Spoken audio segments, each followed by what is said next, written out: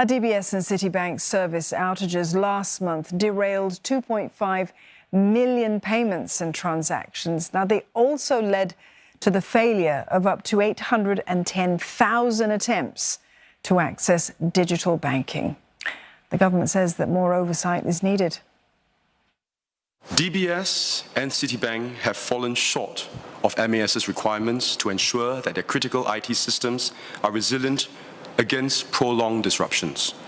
While both banks conducted annual exercises to test the recovery of their IT systems at the backup data centers, the specific issues that led to the delays in system recovery on 14 October did not surface during those tests. Singapore's central bank has ordered both DBS and Citibank to investigate the causes of the disruption. It's imposed harsher penalties on DBS, citing this as their fifth disruption in 8 months. The government is also conducting studies to make data centres more secure against such outages. Minister of State Alvin Tan says that no technology is infallible. Disruptions can occur for a variety of reasons and can happen without warning. When they do occur, MAS expects banks to take prompt action to reduce inconvenience and costs to customers.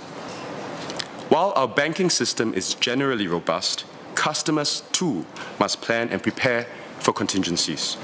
They can benefit from having alternative payment options and not be over-reliant on one provider for time-sensitive transactions.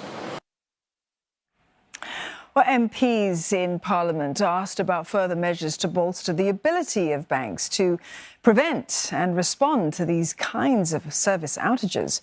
One concern is whether there is a need to review how IT systems at backup data centres are tested on their recovery. Despite the testing, which was done annually, these errors did not occur. And these errors were quite impactful to users. So is there a need to review the kind of testing and the requirements for the reporting of those testing, or further measures to be taken to ensure reliability? Looking at the whole financial system as a whole, MAS expects all financial institutions to implement the adequate risks controls. MAS will work with the financial industry to incorporate the key learnings from this incident into all banks' risks management controls, and involve it into the MAS future tech risk supervisory approach. And there was also talk of making data centres themselves more secure by involving more government agencies such as the Communications and Information Ministry and the Cybersecurity Agency. Will MAS consider working with MCI and perhaps even CSA for a whole-of-government approach to ensure that for data centers, there are built-in redundancy systems as well as robust plans to deter cyber attacks?